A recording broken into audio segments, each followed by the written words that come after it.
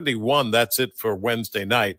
Thursday, sunny, hot and humid, 91. Then Friday and over the weekend, high temperatures near 93. I'm meteorologist Dave Murray on 104.1 FM. KMOX. We do have cloudy skies this hour, 82 degrees in Florissant, 80 in St. Peters, and 82 as well downtown at the Arch. I'm Megan Lynch, KMOX News. Brought to you by Jack in the Box. Spending 2 hours staring at the back of someone's bumper isn't the best way to end your day. So Jack in the Box is giving you a bonus with their new Bonus Jack Combo. Fries, a drink, and a burger with your choice of 1, 2, or 3 patties, starting at just $4.49. Get so much more. This is the Gashouse Gang on 104.1 FM KMOX. Sponsored by Saliga Heating and Cooling, a Daikin comfort dealer. And by Anderson Hospital, a Newsweek World's Best Hospital. Now the Gashouse Gang on KMOX. Pozo swings, base hit right center. The Cardinals lead. Hampson scores. Newbar makes third. 3-2 Cardinals in the ninth. You know, someday I'm going to bounce my grandkids on my knee, and I'm going to say, I first saw Joel Pozo in Port St. Lucie hit a home run. I was calling the game.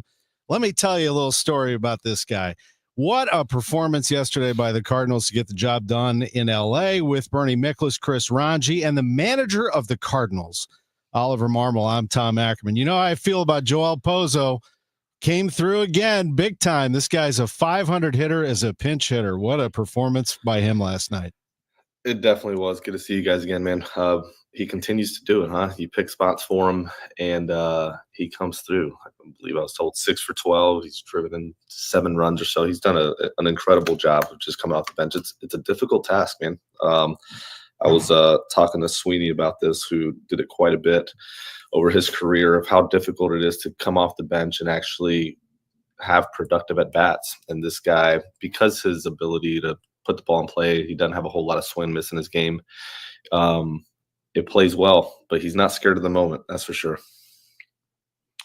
Oli, just a quick follow-up. But by the way, that was a really entertaining game last night. So it was worth staying up for here in the central time zone. I wanted to ask you just a follow-up on Pozo. How did you guys find him? And, also from the standpoint of, some of the best teams in baseball seem to find guys like that a lot. And to talk about the future of the Cardinals, Heim Bloom, whatever, the ability to kind of find those little diamonds in the rough. But how specifically did you guys find Pozo? Yeah, so we were in spring training. We knew we were thin on the catching depth. We were trying to see what else was down below, and a couple minor league staff members, Mo, came into the room and said, hey, there's this guy Pozo down there that you guys have not taken a look at. Would it be worth bringing him up for a little bit of time before we break camp, just so you guys lay eyes and figure out if you're comfortable or not, if anything were to happen in the catch position, for this guy to be one of the next guys up. So we invite him up to camp, and his demeanor and overall just the way he carried himself, you can just tell that he was loving life. I mean, he approaches every day as an absolute gift of being at the big league level because of his background. And he showed well, man. He had some life to him behind the plate. He was assertive. He had energy. And you can just tell he was comfortable in his own skin and confident, and swung the bat really well. So we kept throwing him in there to take a peek, and every time we did, man, it was just fun to watch him. So once we needed a catcher up here, we felt comfortable calling him up, and he's done a really nice job. So proud of him. There's a lot to be proud of there. And if you familiarize yourself with his story, man, it's cool to see what he's doing. It really is. Oli, another thing real quick. It's an interesting time for you as a manager, to say the least, having the 3 relievers traded at the deadline. The team record-wise hadn't been going very well for a time. But with so much of this now, the focus turning to 2026 and sort of, and I'm not saying like right now, I mean, Heim Bloom's not making any trades, but there's obviously an eye towards 2026 about getting the players you have better, still determining who's going to make the cut, so to speak, or maybe you consider trading. There's a lot at stake for 2026. So how do you as the manager How do you make your lineup choices with that in mind?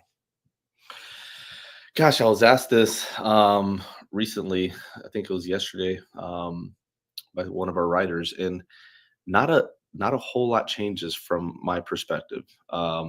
If you look at what I've been tasked with this year, it was make sure that there's growth within our young guys, our young core, and that we continue to our staff be head down and developing them to get them to the next level of their career, and win as many games along the way. So not a whole lot changes in being able to give these guys opportunities and continue to do exactly that, which is grow the heck out of them. So I was asked basically, hey, what does this look like moving to next year? I mean, I feel like the whole year has been that we've just been able to win a little bit more games than people expected, which made it interesting. But nothing from my seat changes in giving these guys opportunity. Now with our pen, having Matts and Phil and Helsley gone, it does provide a ton of opportunity for some young guys to show what they're capable of doing, and we'll mix and match and see them in different environments and leverage situations to see how they respond to it. I mean, you look at outside of JoJo, there is a lot of dudes in that pen with less than a year of service. So it's a great opportunity for them, and that's the way they should view it. From a position player standpoint, the rotation is not easy, and we can talk a little bit about it, Bernie, but you have Jordan, who needs playing time. You need Newt, who needs playing time. You got Burley out there. You got Vic, who's trying to figure it out, and you're rotating these guys through. But by rule, they only let me play 3 of them in the outfield. So on any given day, you're going to be mad about the one that's sitting, and you can ask, why does he have an off day today? It's because I have to sit in one of them. So in my opinion, Burley's done a phenomenal job, deserves to be an everyday player. He has, you talk about a player that has been head down and just taking advantage of every opportunity given. He's one of them, and he has solidified himself as an everyday player. And then we need to rotate the other guys in order to give them at bats, and hopefully they start to take to it. So that's the way I view it at the moment. So as we've been talking about this season and what the intent was, the purpose of it, I think it becomes clearer after the trade deadline what the final 48 games is for. Do you, or I guess I'll ask it this way, how many of the players approximately do you feel like, and we're talking about the younger guys, relatively inexperienced, how many of them do you feel like you're confident that you and the organization know who they are now, or as opposed to really needing these final 2 months to figure it out? You don't have to name names. Because I hear you. That's a great question. You have a pretty good sense of the majority of the guys of what they are and what they can do and what they can't do. But that doesn't mean the next 2 months aren't extremely important and continuing to evaluate growth, because our job's to get them better. So if there's something we feel like they can't do or haven't shown the ability to be consistent with it, then it's my job, it's our staff's job to find consistency in that. But you are starting to find out what the strengths and weaknesses are and what you're dealing with and how do they respond to pressure and the things of that nature. But yes, the next 2 months are definitely important. What do you see? I mean, take JC, for example, right? He came up the first time and lit it up, was taking some really good at bats, driving the baseball all over the field, making a lot of contact. Like, the chase rate was high, and we needed to kind of get him to do a better job with just decision making there. But for the most part, man, you look up and you see his average and his OPS, and you feel good about what he was doing. Well, his second time around hasn't gone his way. So you can't get too high or too low. That's just a perfect example of not being sure just yet of what he's capable of doing. Sure. And I actually was going to bring him up because third base is interesting to me. And I don't know how long Arenado is going to be out, but maybe you can clue us in on that. But third base, just how do you see that position in general? It seems like you have a few candidates there. We do. And I'd like to continue to rotate them. When you look at Gorman, and I can say this because it's been a conversation with him, he needs to continue to work on his overall agility and mobility around the bag and just being able to get to certain balls and just move better. And that's something that he's going to continue to work on. And so JC, he gets to more. And Kapika, he made a couple plays last night that were really nice plays. But offensively, he's got some stuff that he's got to tighten up as well. So you give him a decent amount of opportunity and rotate the two of them and hope that it starts to become a little bit more consistent on both sides of the baseball. If I could follow, and again, Oli, I understand the situation you're in. You're not thinking about, geez, what am I going to do in 2026? I get that, but so please have a little patience with me. You always do. When we look at the Arenado situation, it's a tough one for everybody, including him. But as you project ahead, we can't say for sure what's going to happen this winter. I'm sure Chaim Bloom's going to make some moves, but you're going to have Weatherholt entering the picture. You're still going to have Gorman. You're going to have Donovan. You're going to have Wynn. You're going to have a lot of guys. I mean, with all due respect to a Hall of Fame player, I mean, Nato offensively is clearly on the downside, and I'm not sure how much you could afford to play him and keep him as busy as he's used to, but also give playing time to some of your guys that are more future oriented. I know you're in a tough spot. It's a tough question for you to answer, but the best you can, how do you look ahead about Nolan Arenado's role? It is a very difficult question. And the only way to answer it is while he's here, he needs to play. And until that's not the case, then, I mean, you're looking at a guy that you need to continue to put out there based on him being the leader of this club and being an everyday player and a Hall of Fame player. And every at bat he has, man, I know it hasn't looked good this year, but I'm hopeful that it turns and it turns and it turns because of how hard he works. I mean, I've yet to come across someone that works as hard as this guy. It is extremely impressive. But yeah, it does make it difficult when you're trying to think of future and what does that look like? Is it here? Is it not here? Are you wanting to mix in the young guys? And that's something that I think starting in spring training, we knew was going to make it difficult to get Gorman the everyday at bats to find out what he's all about. So it hasn't been the easiest to rotate these guys in, but I feel like we've done as good of a job as we can with the amount of guys that need at bats. Yeah. I know you mentioned we're talking about Arenado here, and I don't think we talked about when exactly you expect him back. Do you have a good idea of that right now? I don't. I'll have more of an idea, most likely, either when I get to the stadium today or tomorrow, as far as some form of a timeline of rehab and then getting back to it. So, but at the moment, no, I don't have a meaningful update for you. So how do you handle somebody like Gorman? Because you look back at his last few seasons, and he does have quite a few plate appearances. It's over 1,400, which is a lot, but he has still never played as an everyday starter a full season. That's the big leagues though, right? Right. So how is the difference in evaluation when it comes to somebody like that? Because not everybody grows at the same pace.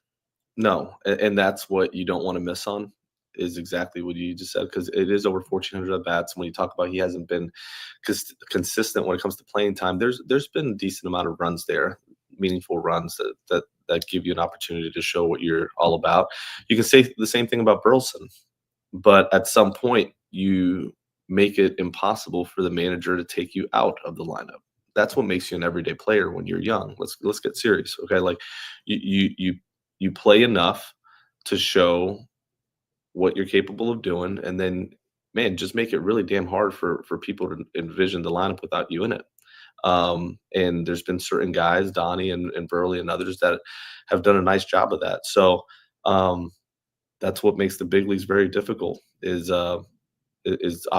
just taking advantage of the opportunities given.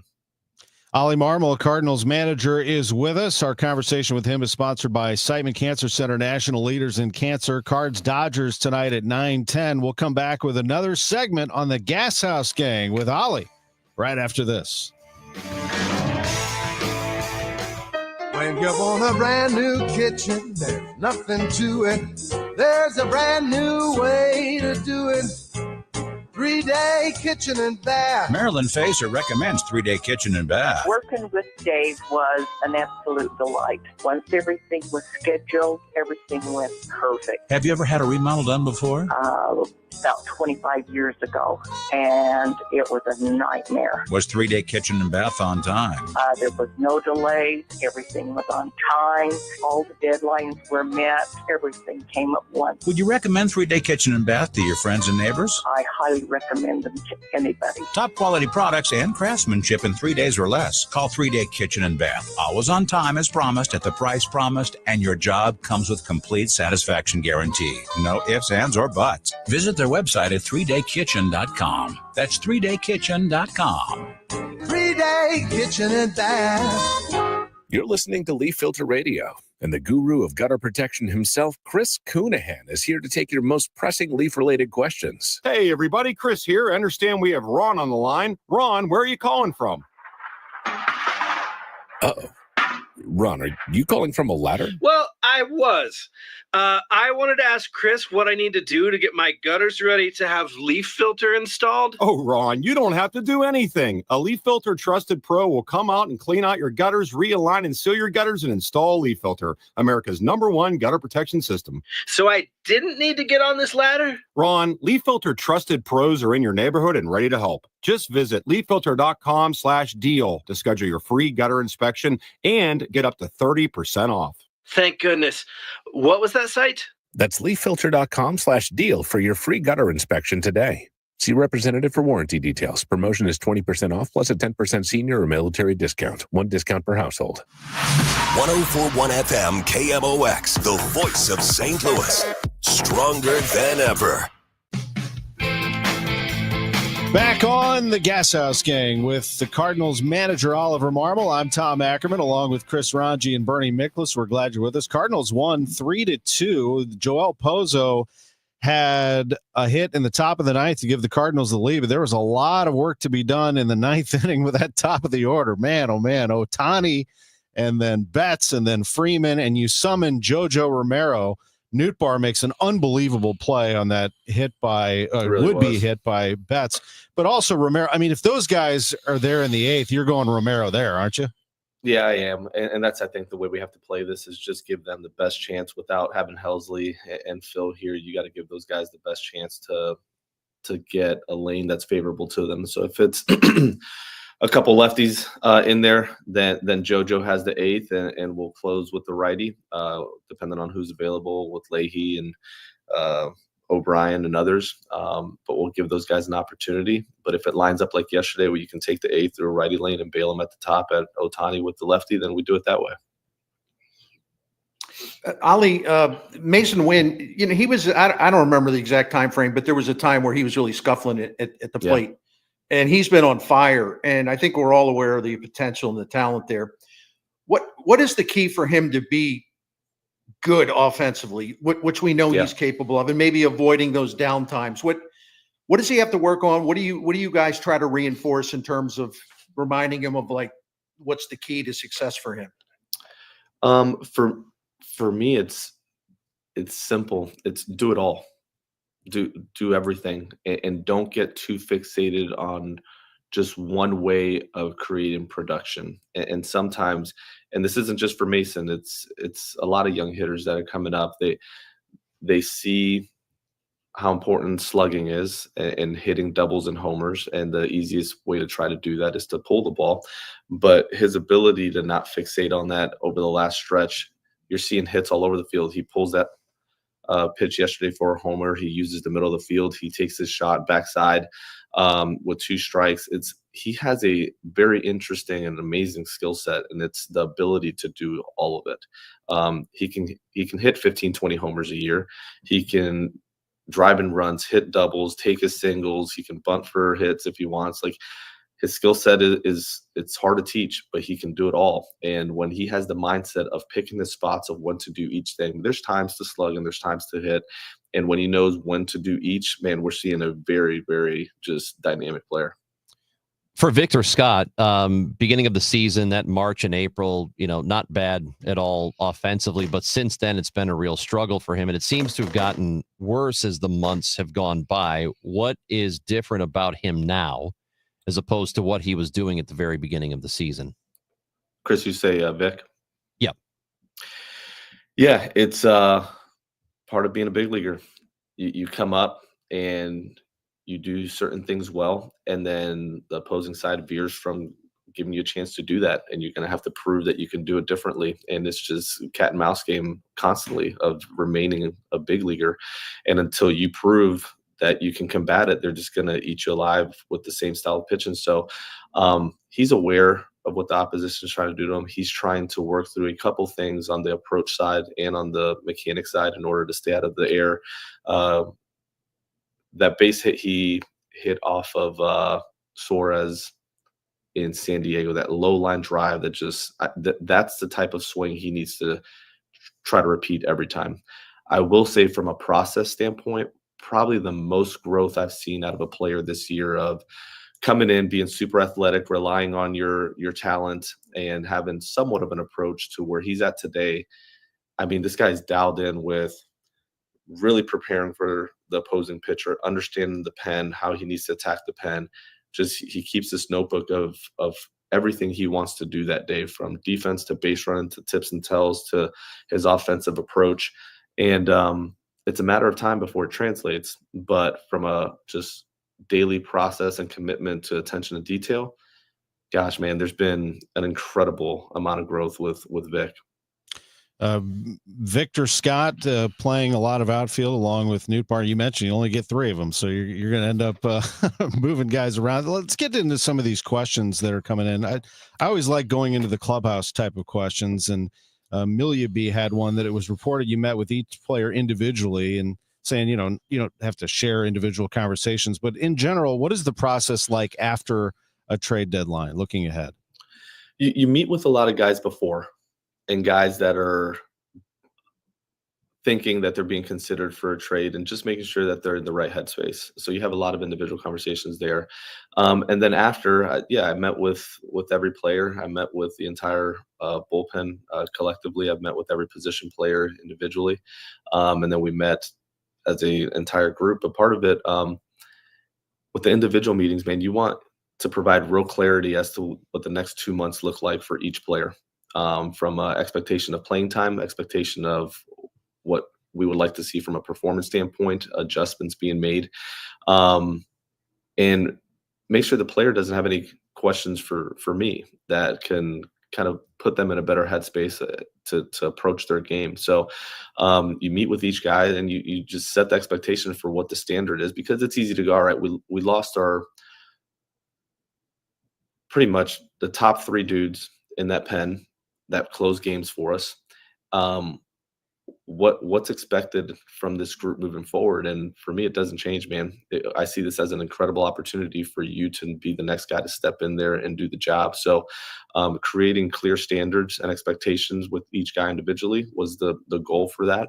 And then continuing, that's a young bullpen, man. And part of it is just sitting them down and instilling that there's an identity to be created there as a group, and what I want that to look like. So I enjoy doing that part of the job. And so, yeah, that's what kind of went into each one of those. Oli, I wanted to ask you about this. And again, it's kind of combining now, also looking ahead, and it's more about a team structure, team style, or whatever you want to call it. And my point here is not to try to throw the Milwaukee Brewers in your face. It really isn't. But yeah, I was looking at something I found really interesting. The Brewers have only hit like 3 more home runs than you have, and the Brewers are like 22nd in the majors in doubles. So my point is they're really not dependent on power, and they're finding a way to score all kinds of runs. A lot of it is sequencing, and maybe some of that is just luck. That's what the sabermetric guys would say. But they're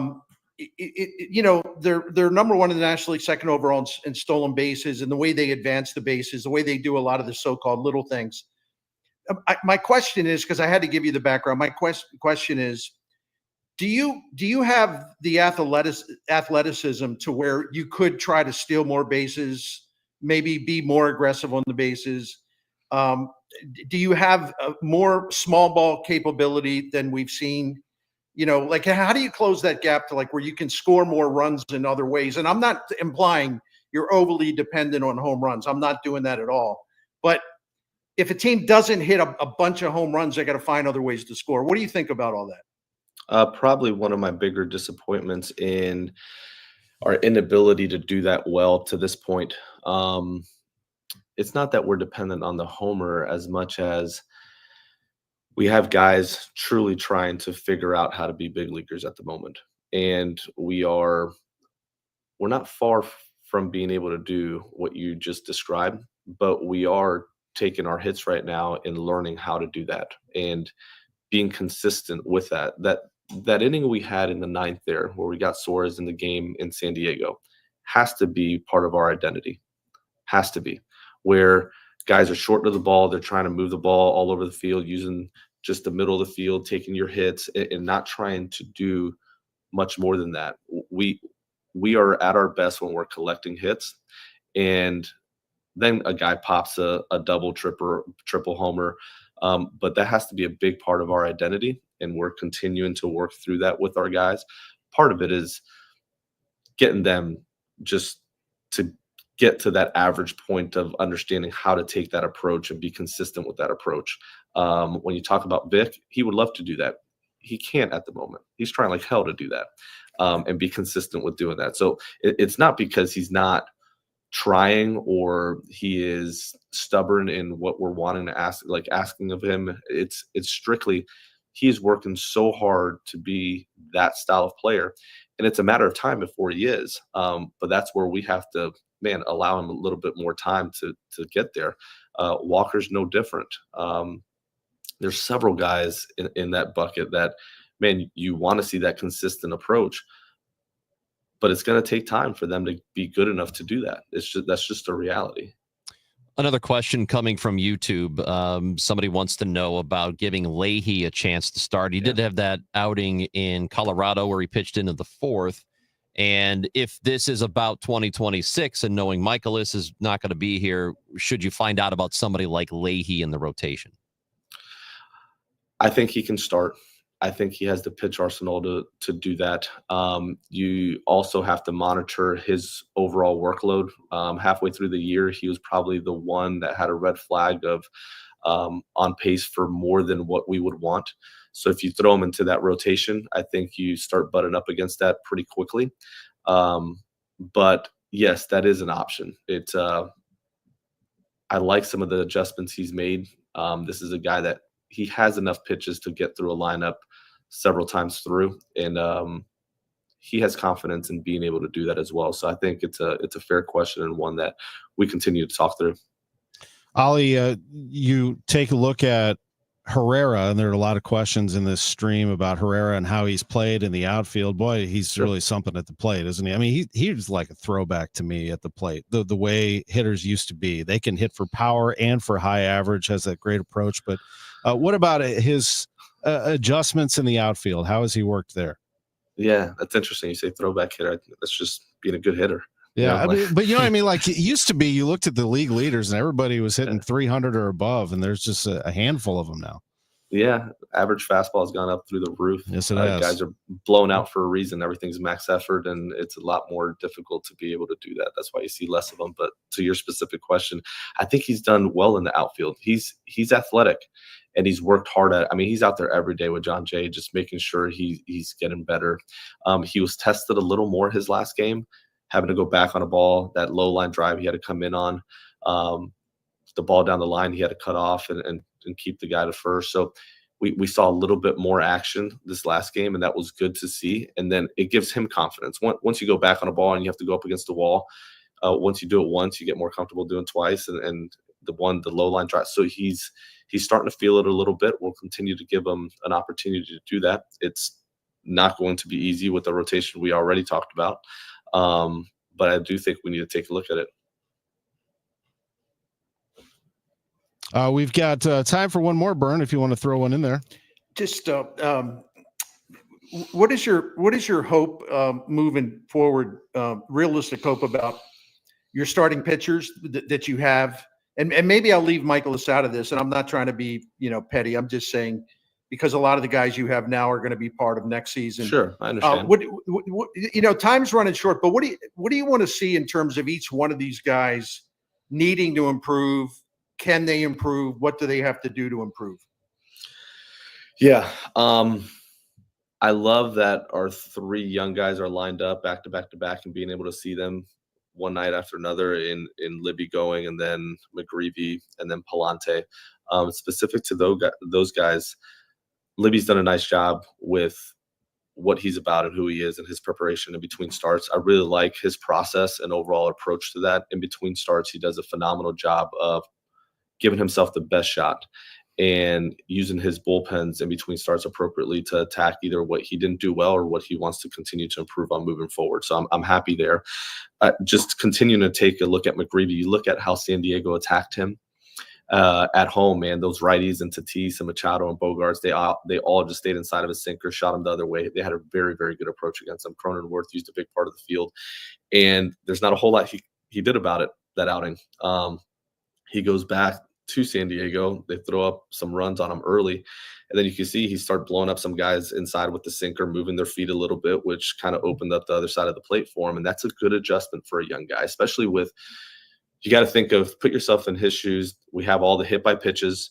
The last thing he wants to do is kind of flare that up again and hit Machado or hit Bogarts or Tatis. But he said, the heck with it, man. It's part of my game. I got to move these guys' feet. He does it. He blows up Bogarts, and he starts to get on a little bit of a roll and starts to feel himself those last 3 innings. You can tell the demeanor, the overall presence and confidence was different the last 3 innings compared to the first 3. That's a great adjustment for a young guy. Those are the things you're looking for, because then you double down on that. You give him some love for it and allow him to have that level of confidence going into his next one. And then with Palante, man, we talked a decent amount about it. It's going to be, there's not many guys in the league that are starters that have a 3-pitch mix.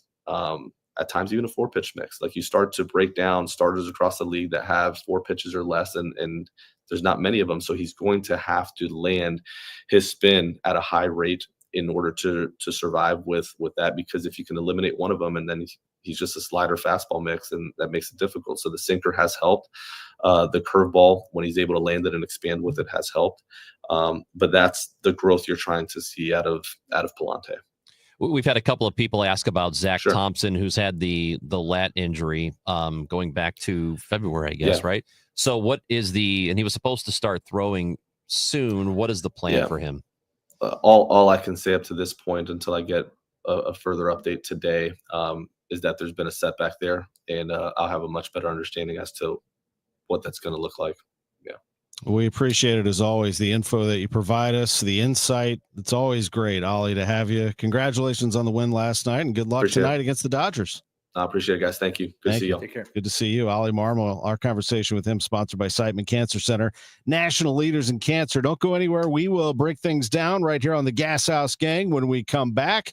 You're listening to the voice of the Cardinals, 104.1 FM, KMOX.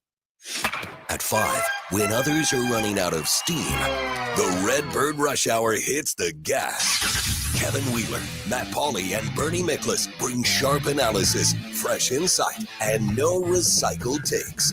Real baseball talk for fans who know the game. Redbird Rush Hour, weekdays at 5 on 104.1 FM KMOX, the voice of St. Louis, the unrivaled voice of baseball.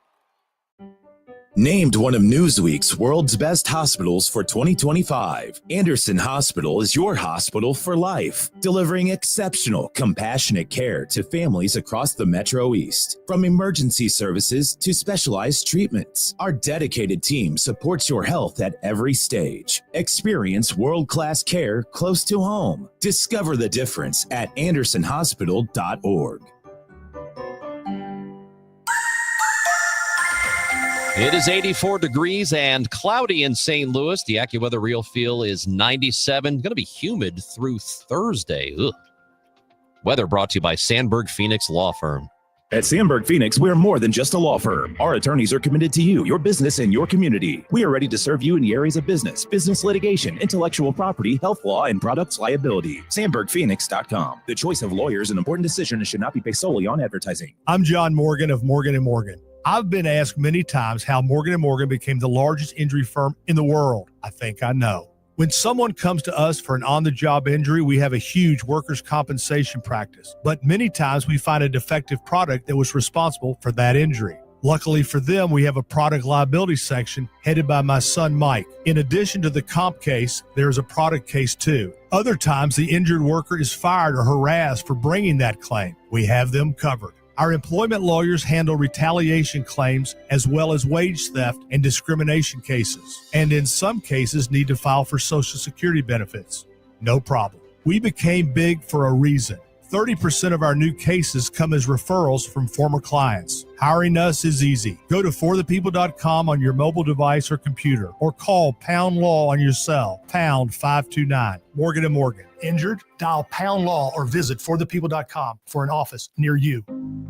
How many of you think taxes are going to go up in the future? And if they do, who will be hit the hardest? Maybe it's you, headed for retirement. You've been saving in that 401k or IRA, and that money has never been taxed. And Uncle Sam is looking at that account like it's a big, juicy steak. What can you do about it? Join the All Financial Group for their Taxes in Retirement Seminar, Tuesday, August 26th or Thursday, August 28th at Fleming's. They believe a financial plan is not a retirement plan without a tax plan. Fund your retirement, not Uncle Sam's. Reserve your spot today by calling 636-230-8824. That's 636-230-8824 or online at yourmoneymattersstl.com. Investment advisory products and services made available through Impact Partnership Wealth, LLC, IPW, a registered investment advisor. Neither the firm nor its agents or representatives may give tax or legal advice. Individuals should consult with a qualified professional for guidance before making any purchasing decisions. Do you have 3 ex-wives and your current trophy wife wants a life insurance policy 3 times the size of the policies you had to purchase for your previous mistakes? If so, you need to call Big Lou at Term Provider, 800-700-6898. Big Lou is intimately familiar with your problems, and if you're 50 or 60 years old and in reasonably good health, a $1 million policy should only cost about $100 to $200 per month. Big Lou may have a solution for your previous policies as well. You may even save enough money to lighten the load on your new $1 million policy. Remember, call Big Lou. He's like you, except he's only on number 2. Call Term Provider at 800-700-6898. That's 800-700-6898 for $1 million in term life insurance that you can live with. Call Big Lou at 800-700-6898. 800-700-6898. Don't miss Mosby Building Arts Home Improvement Show, Saturdays from 11 a.m. to 1 p.m. on KMOX. One of the last call-in shows where you can get live answers to your remodeling, design, and construction questions. Tune in Saturdays at 11 a.m. Today, the Cards, the Dodgers. Hamlin Total Access 815. Cardinals Radio. 104.1 FM KMOX. The 3-2 with the runners going, swung on it and drive to right field. But right there is Nootbaar, and that's a Red Bird winner. The Cardinals beat the Dodgers tonight 3-2, and it's fitting that Nootbaar made the catch on the last out after that sensational diving play to retire Mookie Betts for the first out in the 9th inning. Really good stuff there from John Rooney, the voice of the Cardinals, last night on KMOX, a 3-2 win over the Dodgers with Chris Ranji, Bernie Miklas, producer Matt Pajeski. I'm Tom Ackerman, the Gashouse Gang. We just spent a half hour with Oli Marmol. Bernie, interesting comments across the board from Oli, particularly, I thought, and so did some of our listeners, about as long as Nolan Arenado is healthy, he's going to play at third base. I know that you posted a video recently going the other direction on that they should be creating more opportunities as we get closer to the end of his career. I mean, it's been a quick fall here over the last few years offensively for Arenado. Listen, I want to, point out the obvious. It's easy for me to say that. I'm not the manager of the Cardinals. And Ollie's in a really tough spot because they're kind of in between a lot of stuff. They've already entered a rebuild. They're putting the emphasis on the future. They're learning more about their younger players. With Chaim Bloom coming aboard, there's no doubt in my mind they'll get even younger as they work their way through this rebuilding process. He's very good at identifying young talent. He's very good at acquiring young talent in trades that may not be as highly regarded as many people believe. So they're going to get younger. And we all know they have a situation in the infield where they want Gorman to play third base. They got to find out whether he can be an average third baseman because, and I think he can, but he needs to play. I mean, people are like very harsh on him. The dude has started like 41, 42 games in the big leagues at third base. You can't pass judgment. That's why he's got to play there. So, And then, the Cardinals have moved J.J. Weatherholt to third base. He can play second, he can play short, but the fact that they moved him to third base now tells me they've got something in mind. My point is just simply pragmatic.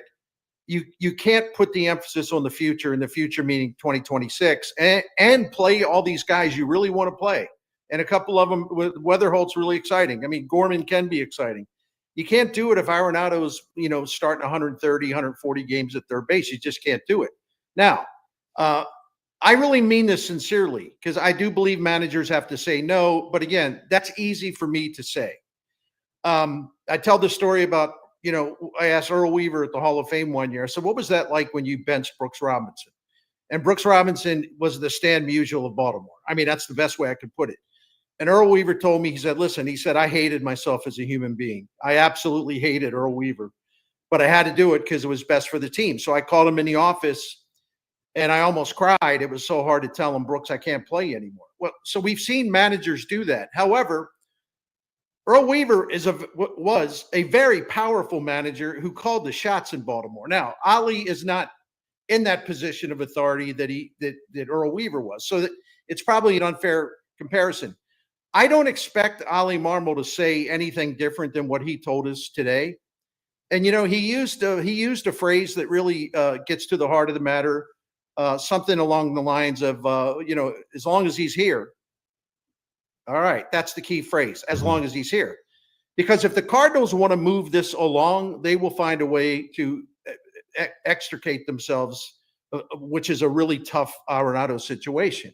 And it might require ownership to put up a lot of money to give to another team to make a deal. But Oli, I understand what Oli's saying. It's easy for me to disagree with, but yeah, he has been put in a really terrible spot about a situation like this that seems to conflict from where the Cardinals are going philosophically and in terms of their direction. Would have taken a lot of foresight on Arenado's part during the offseason to accept that Houston deal. And I know the Cardinals were thinking ahead on that and wanted to open up that spot. And in hindsight, it's one of those mistakes that'll end up having some effects on the organization. And it's not, in this case, it's not really their fault, right? It's not the Cardinals' fault that he is still here and they weren't able to give the proper runway to Gorman or whoever else they wanted to play at third. But I mean, to go back to your point, Bernie, I don't know how many managers today would say, all right, that's it. You're sitting for the final 2 months. You'll get sporadic playing time when you come back. Weaver would have done it. I mean, how many guys would do that now? Right. Right. I think even Tony La Russa, and he's one of the great managers in the history of the game, he would even stay with guys too long. But I understood why, because again, it's easy for all of us on the outside to say, well, if I was a manager, that guy, I wouldn't play him. I'd be done with him. You got the human being factor. You also have the clubhouse factor. And, I hate to say this, but I'm pretty sure it's true. I can't even comprehend a Nolan Arenado who has been benched and what that would do to his demeanor, to his state of mind. And he's a guy that tends to kind of flow when things aren't going well. There's some negative energy. He's not trying to be a bad guy. He's just so bothered by his own failure that he gets really down on himself. He burns intensely. So what effect would that have in the clubhouse if he is the leader of the Cardinals? If Oli Marmol said, no, we're not playing you anymore, I'm sorry, blah, blah, blah. What impact would that do? How would that impact Arenado in terms of, clubhouse presence? How would it impact the younger hitters who might think, boy, that's a terrible way to treat a guy who's a Hall of Famer? There you go. Yeah. This is not an easy situation. And I'm going to get back to my other point, which is the biggest point. It's not up to Oli Marmol to solve this problem, and it is a problem. Let's be adults here. It is a problem. It's not up to him to solve it. The solution comes above him, with Chaim Bloom working with ownership to find a way to get this done. And I repeat, it's going to cost a lot of money that you got to forward to the other side to even think about them making a trade for Nolan Arenado. He'll be 35 years old next year. it's a really, really difficult situation. 100%. This is on Heim Bloom's desk now. And when we come back, we will talk about that very transition and more. It is the Gashouse Gang on KMOX. Bernie, before we do that, tell us about Saliga Heating and Cooling. Well, I would be delighted, Mr. Tom Ackerman. Saliga Heating and Cooling has been taking care of the Mickleses for 16, 17 years.